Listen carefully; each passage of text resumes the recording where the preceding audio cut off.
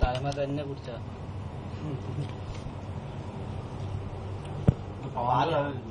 YouTube ജനലൊക്കെ പാട് കാണുന്നു എന്ത് സംഗതി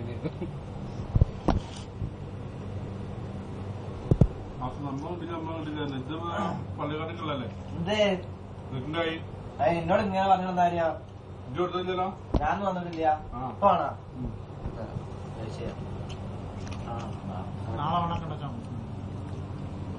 ഭർത്താവില്ല നിങ്ങളിപ്പോ എന്താ കൂടുതൽ നിങ്ങളെന്ന് പിന്നാലെ ചോദിച്ചാൽ